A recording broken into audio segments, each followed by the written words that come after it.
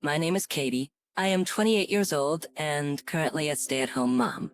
I have been working hard since graduating from college. Even after getting married, that didn't change.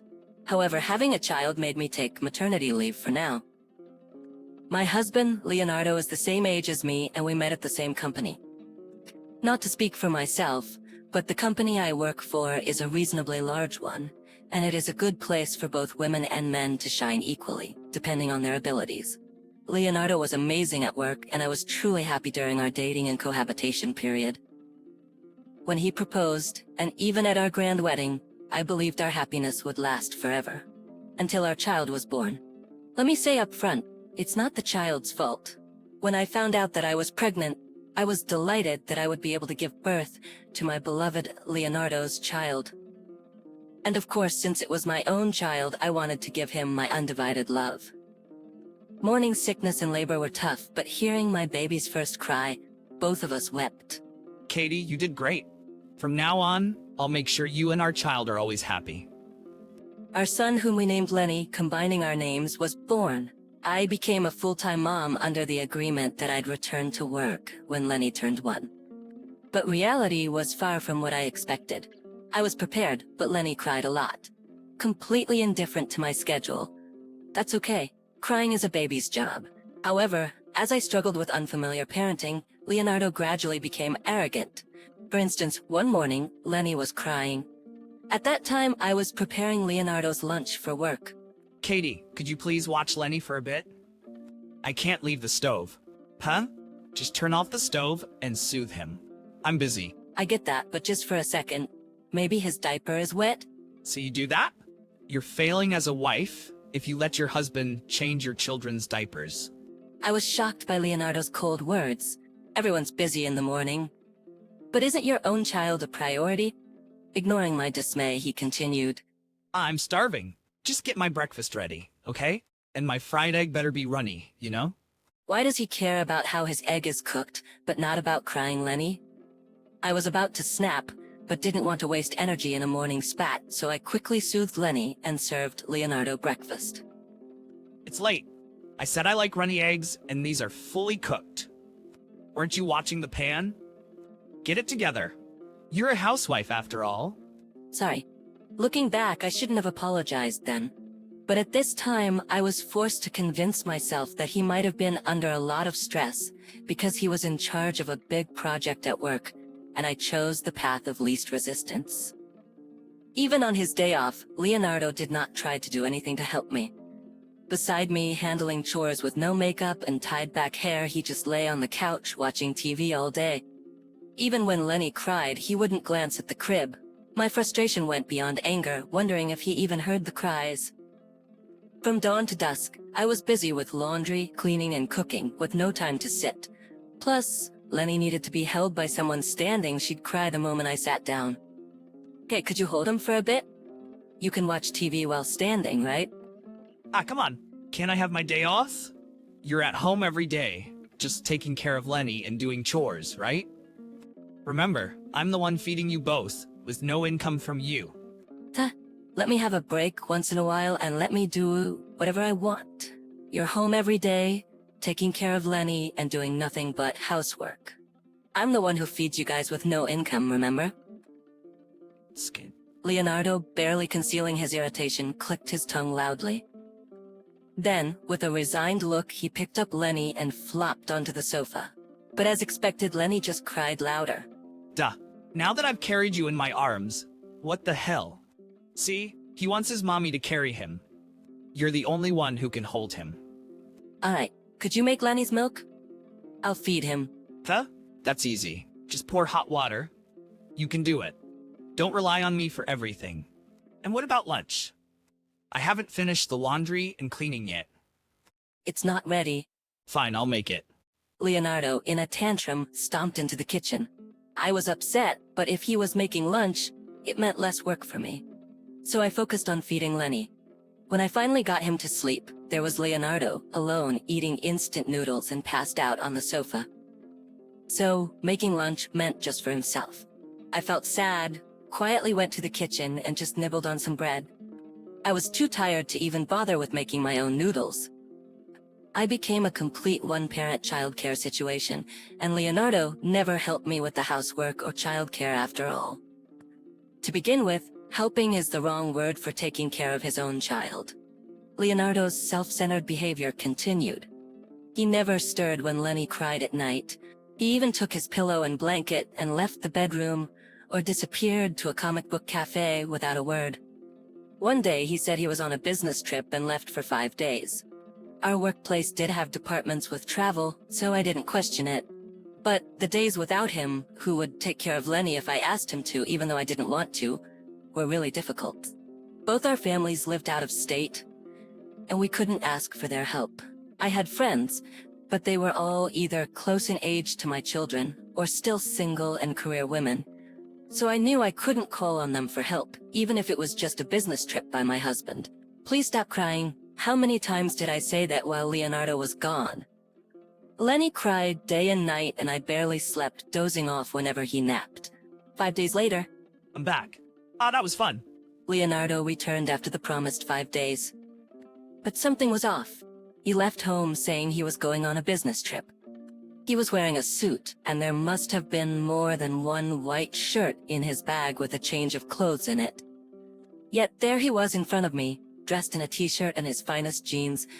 Additionally, he was holding a bunch of souvenir bags printed with characters from a famous theme park.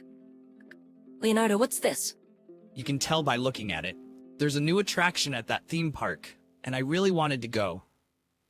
I had a friend who had some free time on his schedule, so I asked him to go with me. Huh?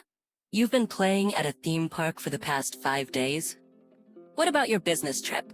That was a lie, haha. But I did take leave from work. It's under family time with Katie and Lenny, so if anyone from work thanks you for the gifts, just play along, okay? I felt dizzy, almost fainting. Lenny was just a few months old. I had barely slept these past 5 days, and here was this man who lied about a business trip to go to a theme park, pretending it was a business trip. I might have been able to forgive a trip to the theme park for some relaxation, but only if he had been honest about it. The fact that he lied about it being work-related, that's what I can't forgive. Leonardo was happily sorting through the souvenirs, unaware that I was shaking my knuckles in anger. He was an enthusiast, always buying rare merchandise on his trips. Hey, did you enjoy tricking me to go to the theme park? Said, I'm the one who provides for you and Leonardo, and it's none of your business when the pillar of the family decides to take a break. And you've been playing around while I've been away, haven't you? That was the last straw for me. Don't talk to me like you know me, like someone who lied at work and didn't come home. You have no idea how hard I've been through those 5 days on my own. Let me ask you, how many times did you change Lenny's diapers after she was born? How many times have you stayed up with him crying at night? Not even once. And don't you dare tell me that I was playing freely.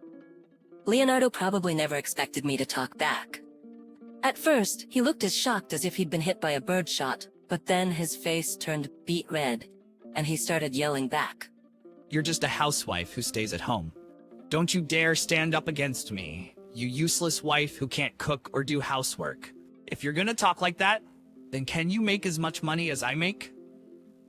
Do you have any idea how hard it is for me to earn $3,000 a month at this young age? Just shut up and do housework and childcare at home.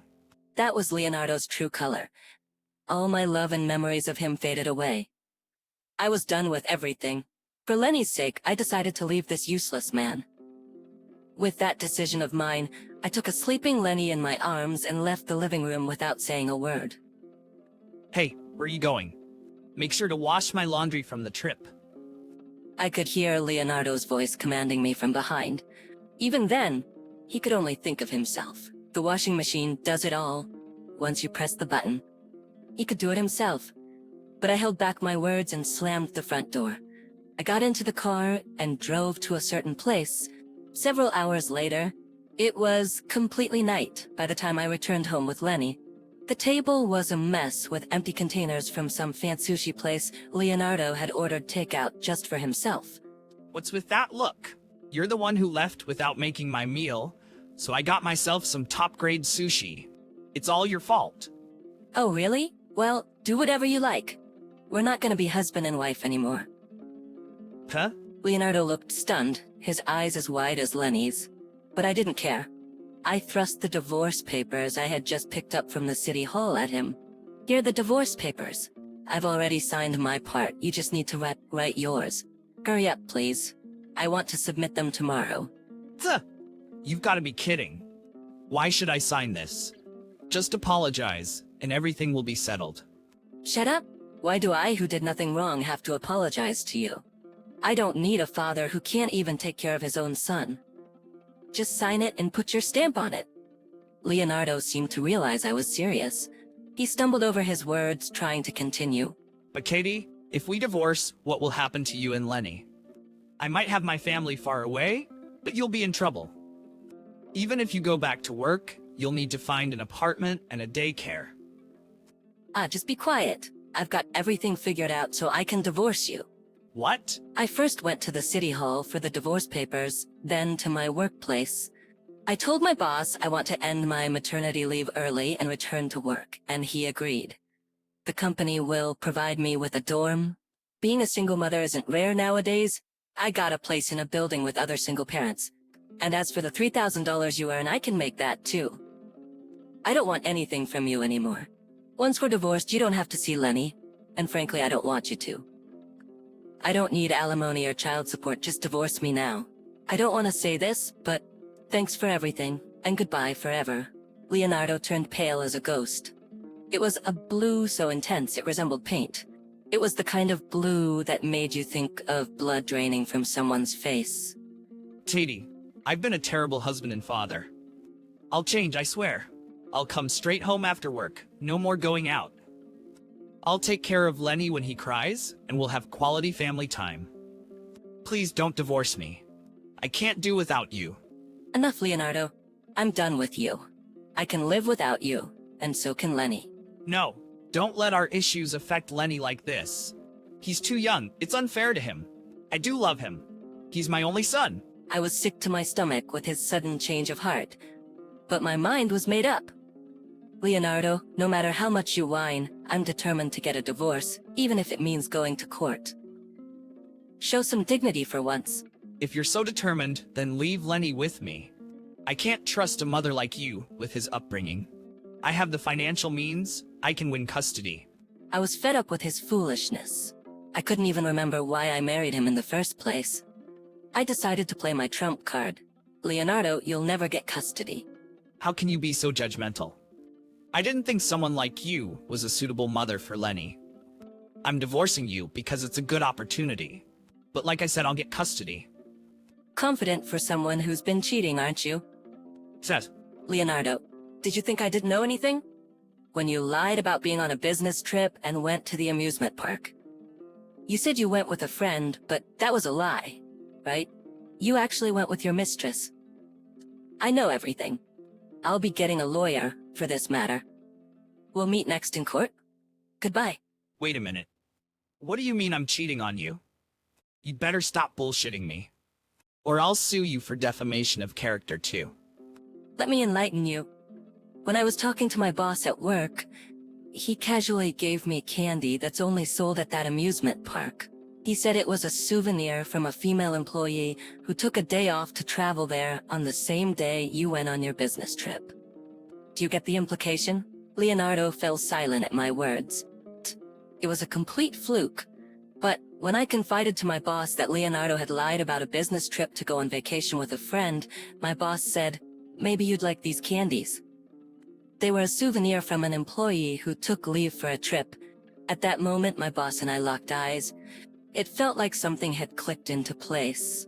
As a result, the truth was revealed. I hadn't expected such favorable evidence so quickly, but my efficient boss also immediately checked on the affair. The young female employee, in her early 20s, admitted to the affair while crying.